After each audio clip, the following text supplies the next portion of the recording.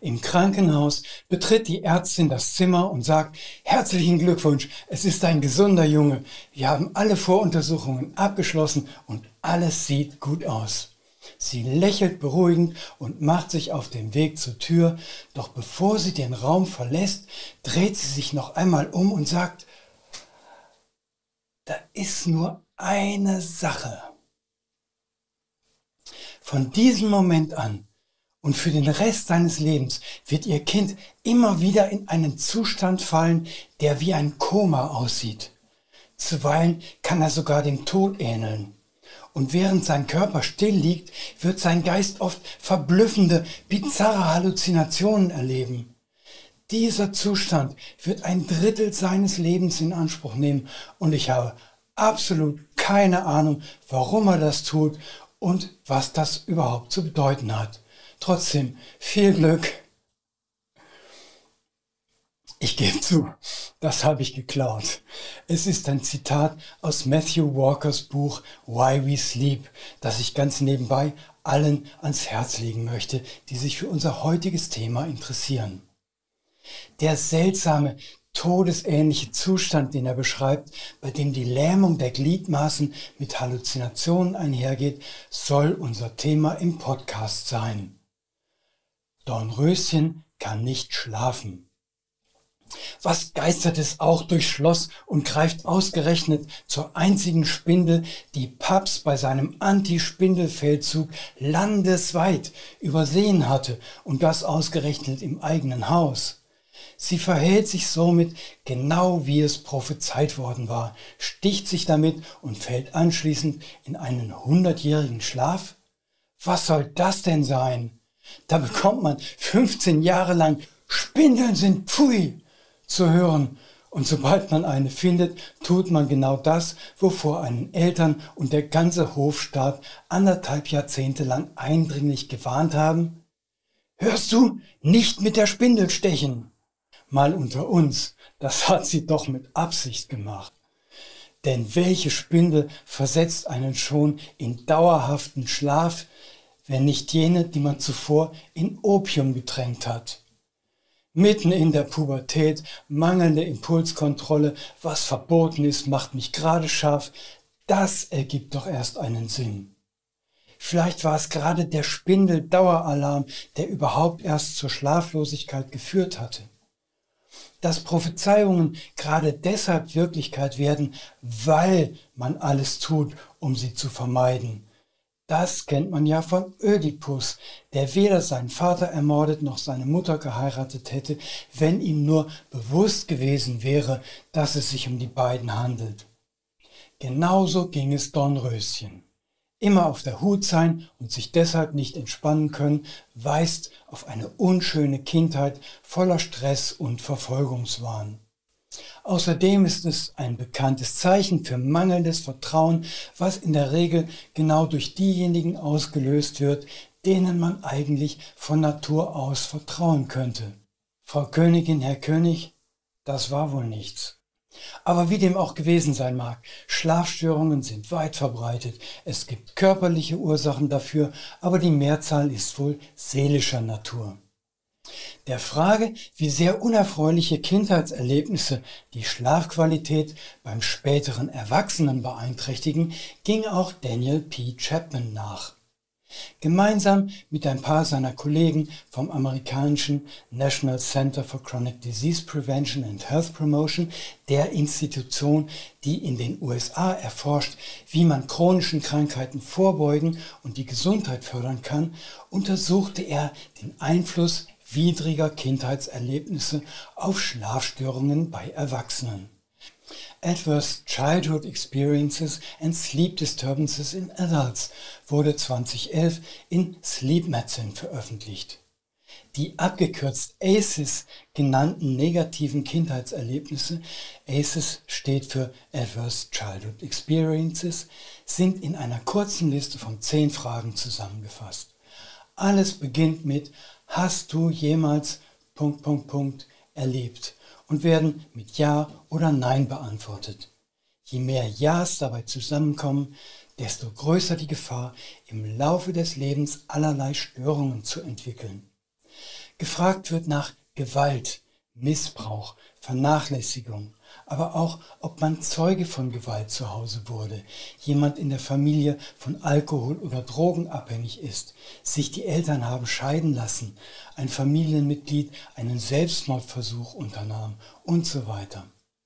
Wenig überraschend berichteten diejenigen, die sich an der amerikanischen Studie beteiligt hatten, größere Schlafprobleme zu haben, wenn sie mehrere der ACEs in ihrer Biografie hatten, als die Teilnehmer, die weniger nachteilige Erlebnisse hatten. Je mehr ACEs, desto mehr Probleme im späteren Leben. Manchmal geht das auch auf Umwegen. Jemand, der eine problematische Kindheit durchlebt und dazu noch ein Handy besitzt, hat ein größeres Risiko, eine Internetsucht zu entwickeln. Betroffene leiden auch deshalb häufiger an Schlafstörungen als andere, die zeitig vor dem Schlafengehen Handy und Tablet ausschalten. Das Gemeine daran ist, wenn man weniger als 6 Stunden Schlaf in der Nacht bekommt, beeinträchtigt das die Gesundheit des vorderen Gehirnteils, wo der Wille sitzt. Das bedeutet, die Willenskraft lässt nach, man kann nicht widerstehen und greift bei nächster Gelegenheit wieder zum Handy oder Glas oder zur Torte oder Nadel. Eine deutsche Studie beleuchtet den Zusammenhang von traumatischen Erlebnissen und Schlafqualität. Die Psychologin Roxane Sopp von der Universität des Saarlands kam zu dem Schluss, je mehr Schlaf, desto weniger Symptome. Je mehr REM-Schlafphasen die Probanden hatten, desto weniger Flashbacks hatten sie nach Schlüsselreizen und sie empfanden diese dann auch als weniger belastend. Das spricht für einen Zusammenhang von Schlaf- und Traumasymptomen. Man kann also sagen, dass der REM-Schlaf bei der Verarbeitung traumatischer Ereignisse im Innern hilft. Darauf werde ich noch zurückkommen. Der Ursprung der eigenen Schlaflosigkeit kann also weit zurück in der Kindheit oder Jugend liegen. Die können wir nicht mehr ändern, nur unsere innere Reaktion darauf, auch wenn uns der Zusammenhang gar nicht bewusst ist. Eine geeignete Blüte dafür ist das zottige Weidenröschen. Alle Weidenröschen haben eine gewisse Affinität zu den Elementen. Das am häufigsten verwendete, das schmalblättrige, heilt Erde nach Feuer, also nach Waldbränden beispielsweise. Seine fliegenden Samen werden magnetisch von verbrannter Erde angezogen. Das Zottige hat einen Bezug zum Wasser. Man findet es oft an Bach- und Flussufern, die gelegentlich mal überflutet werden. Normalerweise wird diese Weidenröschenart, also das Zottige, eingesetzt, um die Folgen einer traumatischen Kindheit zu lindern. Es ist der Heiler des verletzten Kindes. Zum Beispiel, wenn das Kind aufgrund des Fehlens eines Elternteils in die Rolle des Verantwortlichen in der Familie als Hüter seiner Geschwister hineingeriet, ohne wirklich reif genug dafür gewesen zu sein. Die Essenz hat darüber hinaus auch einen direkten Bezug zu Schlafstörungen, die das Ergebnis davon sein können. Dazu müssen wir einen genaueren Blick auf die Physiologie des Schlafes wagen. 8 Stunden Schlaf sollten es schon sein, um uns zu regenerieren und gesund zu halten. Den Spruch der erfolgreichen Yuppies, schlafen kann ich, wenn ich tot bin, kann man nur mit, na das wird dann wohl früher als erwartet eintreten, kontern. Schlafmangel, egal ob freiwillig oder unfreiwillig, richtet Schäden im Gehirn an. Aber weshalb schläft man überhaupt ein? Wir haben eine eingebaute innere Uhr. Und die sitzt an einem Ort zentral im Gehirn, wo die von den Augen vorne zur Sehhirnrinde hinten im Kopf verlaufenden Sehnerven sich überkreuzen. Dieses kleine Nervenzentrum reguliert die rhythmischen Verlangen im Körper. Von Appetit über Hunger bis Durst, Sexualität und den Wunsch einzuschlafen. Schlaffördernd wirkt auch das Herunterfahren der Nierenfunktion, weshalb wir, zumindest solange wir jung sind, im Alter nimmt das leider ab, selten bis gar nicht nachts raus müssen. Sobald es dunkel wird und immer weniger Licht über den Sehnerv zum suprachiasmatischen Nucleus gelangt, also dem kleinen Sensor über der genannten Kreuzung der Sehbahn, sendet dieser ein Signal zur Freigabe des Hormons Melatonin aus, das uns schläfrig macht. Melatonin ist frei erhältlich und wohl auch deshalb ein so großer Hit auf den Einkaufszetteln der Schlaflosen. Einmal eingeschlafen, nimmt die Melatoninproduktion wieder ab, bis es zum Morgen hin so weit aus dem Organismus verschwunden ist, dass wir wieder aufwachen. Es ist aber kein Schlafmittel, es bereitet uns auf den Schlaf vor, lässt uns aber nicht einschlafen. Dafür gibt es ein anderes Mittel, Adenosin. Dieser Stoff wird von den Muskelzellen gebildet.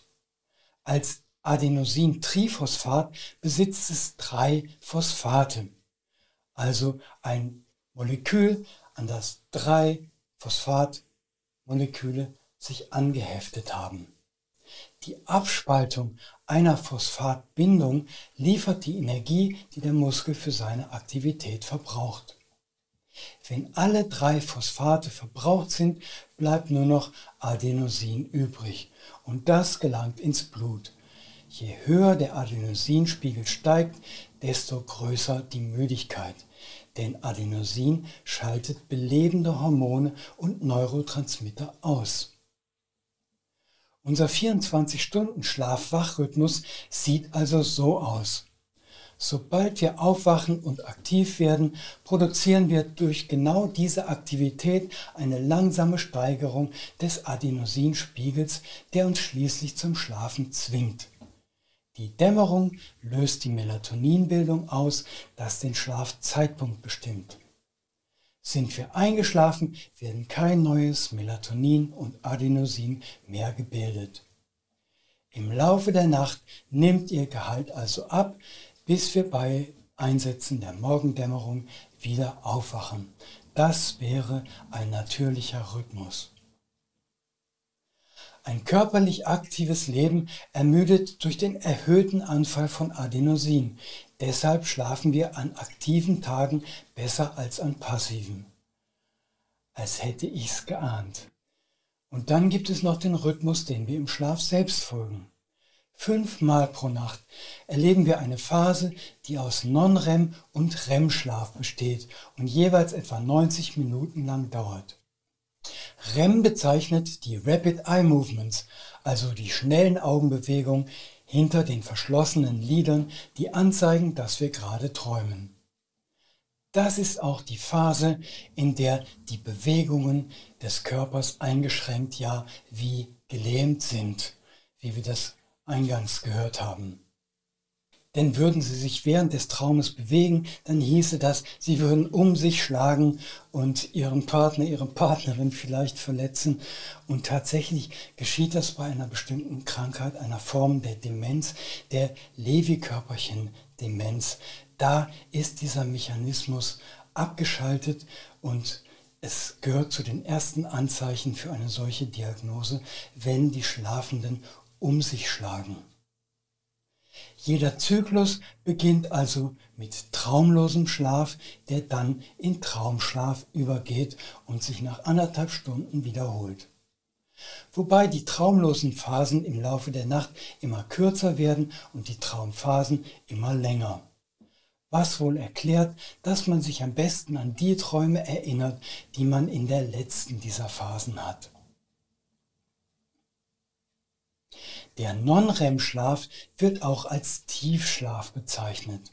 Das ist die Aufräumphase, in der die fleißigen Gliazellen quasi zwischen den Zellen umherhuschen und alles wegputzen, was nicht dorthin gehört. Mit dem Erwachen hören sie auf. Das könnte man als das physiologische Ebenbild des Heinzelmännchen-Märchens bezeichnen. Unwichtige Erlebnisse werden gestrichen, wichtige im REM-Schlaf verarbeitet und genau so funktioniert das Gedächtnis. Wer seine Nächte vor dem Examen dem Lernen opfert, tut sich damit also keinen Gefallen. Zwar wird nichts vom Stoffe gleich wieder abtransportiert, aber gefestigt eben auch nicht. Und das Kurzzeitgedächtnis hat nur begrenzte Kapazität. Es muss von dort aus ins Langzeitgedächtnis übertragen werden, sonst ist die ganze Lernerei für die Katz. Die Müdigkeit am Tag der Prüfung führt dann obendrein dazu, dass man sich an die wichtigen Dinge nicht erinnern kann, denn im Gehirn herrscht eine Art Nebel. Das nennt man wortwörtlich so. Populär geworden ist der Begriff Brain Fog für ein Phänomen, das unter anderem bei Schlafentzug auftritt. Neben den Einschlafschwierigkeiten gibt es dann noch die Durchschlafprobleme. Es hilft, sich dem inneren Rhythmus nicht zu widersetzen, auch nicht ungewollt oder unbewusst, bei Prüfungen oder bei Stress oder bei Prüfungsstress, sondern quasi mit dem biologischen Strom zu schwimmen. Die strahlenlose Kamille ist eine Blüte, deren Energie sich den inneren Prozessen seelisch anpassen lässt. Sie bringt einen also in den eigenen inneren Biorhythmus zurück, wenn der außer Takt geraten ist. Inzwischen hat man den Ursprung der langsamen Wellen des Tiefschlafs entdeckt, also des Non-REM-Schlafs. Er befindet sich direkt oberhalb der Nasenwurzel, etwa in der Mitte der Stirn, zwischen Augenbrauen und Haaransatz. Oder besser gesagt, hinter dieser Stelle natürlich im Gehirn. Hier entstehen die elektrischen Wellen, die den Tiefschlaf erzeugen. Sie breiten sich im Kopf von vorne nach hinten aus. Das scheinbare Chaos der Gehirnstromwellen, das im Wachzustand mit all seinen unterschiedlichen Aufgaben und Funktionen vorherrscht, das harmonisiert sich nun zu einer gleichmäßigen Wellenbewegung. Wie Wasserwellen auf das Ufer zulaufen, laufen die ruhigen elektrischen Schlafwellen in Richtung Hinterkopf. In der Kinesiologie entdeckte man die beruhigende Wirkung des Stirn-Hinterkopf-Haltens. Man lässt einen Klienten an eine schwierige Situation denken, derweil man einen sanften, warmen Berührungsimpuls an Stirn und Hinterkopf ausübt. So sieht das aus. Das imitiert die natürliche Wellenbewegung während des Schlafs und sorgt dafür, dass der Klient während des inneren Abspielens der unangenehmen Situation ruhig und entspannt bleiben kann. Er erlebt das stressvolle Ereignis als eines, das er bewältigen kann und nimmt ihm so seine Bedrohlichkeit. Mit Hilfe von beruhigenden Blütenessenzen kann man diesen Effekt imitieren, wenn man sie vor dem Zubettgehen auf die Stirn aufträgt. 2 spezielle möchte ich Ihnen empfehlen. Zunächst die weiße Kastanie, als Bachblüte White Chestnut bekannt. Die populärste Methode, sich selbst am Einschlafen zu hindern, ist das Grübeln. Wenn das Thema der Grübelei die Sorge um andere ist, dann kann man es auch mit der roten Kastanie, also Red Chestnut, versuchen. Oder mit beiden zugleich. Der Effekt beider Essenzen basiert auf einer Unterbrechung oder zumindest Beruhigung der Gedankentätigkeit. Die Gedanken drehen sich ja unproduktiv im Kreis. Sie bringen keine neuen Erkenntnisse oder Heureka-Momente. Sie nerven einfach bloß, weshalb sie dann am Laufen halten. Gedanken nutzen überdies einen Kniff, am Ende des Gedankengangs eine innere Frage zu stellen, die einen zurückwirft an ihren eigenen Anfang. Zur Beantwortung dieser Frage muss man den Gedankengang also wieder neu aufnehmen. Zum Beispiel fragt man sich, wie konnte es nur so weit kommen? Und schon geht man im Kopf die Anfänge der Ereignisse wieder durch.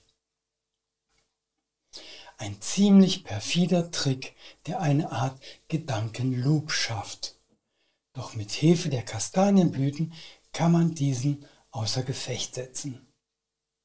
Vielleicht sogar noch besser geht das mit einer anderen Blüte, der Prunkquinde.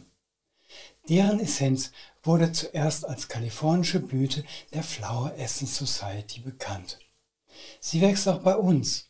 Alternativ kann man auf ihre Geschwisterblüten Ackerwinde oder Zaunwinde zurückgreifen. Die Prunkwinde hilft beim Loslassen. Die Pflanze klammert sich an alles, was Halt verspricht und windet sich daran hoch. Sie traut sich nicht zu, aus eigener Kraft stehen zu können, sodass sie es am Ende verlernt hat. Das ist das Verhalten von Abhängigen. Neuere Forschungen sagen, dass Sucht im Grunde genommen gar nicht existiere. Süchtige dagegen sehr wohl. Die Handlungen, die sie suchtartig vornehmen oder der Stoff, den sie sich zuführen, dienen niemals der Selbstschädigung. Befragt man Süchtige nach dem Grund für ihren Drogengebrauch, dann hört man allerlei eigentlich ganz einleuchtend klingende wie: Zum ersten Mal im Leben konnte ich mich richtig entspannen. Ich erlebe endlich inneren Frieden. Ich schaffe Dinge, die ich mir nie zugetraut hätte. Ich habe keine Angst mehr, ich selbst zu sein. Da sie glauben, das alles aus eigener Kraft nicht erreichen zu können, greifen sie zur Selbstmedikation. Wie dem Glas Wein vor dem Einschlafen, dem Gute-Nacht-Joint, der Schlafpille oder auch ihrer Dosis Melatonin. Alles kann eine Droge sein, auch ein Verhalten. Bevor man damit aufhören kann, ist es ratsam, die alten Überzeugungen loszulassen, auch wenn sie einem guten Zwecke dienen.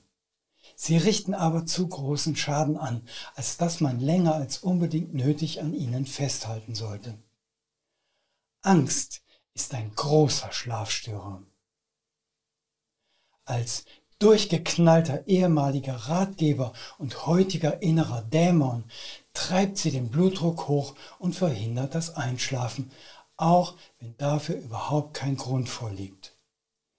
Viele der schlaflosen Ängstlichen befinden sich nicht in Gefahr. Sie befürchten nur eine solche.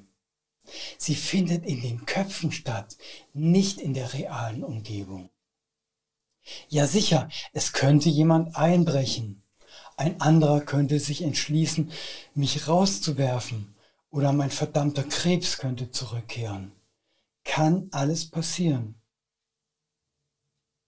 Aber im Moment bin ich sicher, auch wenn es sich nicht so anfühlt.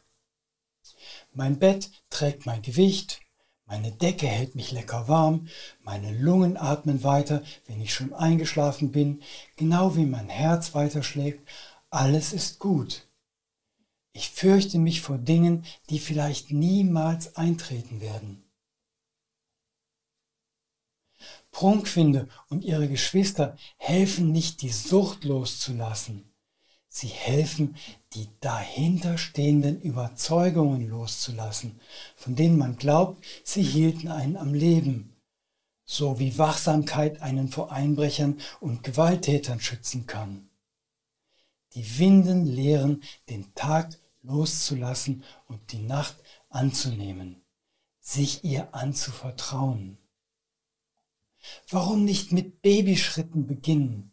Jetzt, da die Nächte die kürzesten des Jahres sind, ist die Chance doch am größten, eine ganze Nacht durchzuschlafen. Und für diejenigen, die dabei vielleicht ein klein bisschen Unterstützung brauchen, habe ich eine Klangaufnahme gemacht und stelle sie gratis allen Interessierten zur Verfügung. Es handelt sich um eine halbstündige Aufnahme, die man in der Zeit des Einschlafens abspielen kann. Am besten mit einem Apparat, der sich dann selbsttätig wieder ausschaltet. Ich habe das schon mal versucht mit Binaural Beats, binauralen Klängen, die man dann per Kopfhörer sich anhören muss, sonst wirken die nicht. Aber dann dreht man sich im Schlaf um und dann verhuddeln sich die Kabel und es gibt ein großes Chaos oder der MP3-Spieler geht kaputt oder was auch immer. Deshalb habe ich für die aktuelle Aufgabe isochrone Beats gewählt. Die hört man leider, ist nicht super, aber es ist halt ein Kompromiss. Das heißt, während Sie die anhören, hören Sie gleichzeitig so ein gewisses Duck, Duck, Duck, Duck, Duck, Duck, Duck. Darüber habe ich ein bisschen andere Klänge gelegt, damit das nicht so nervt.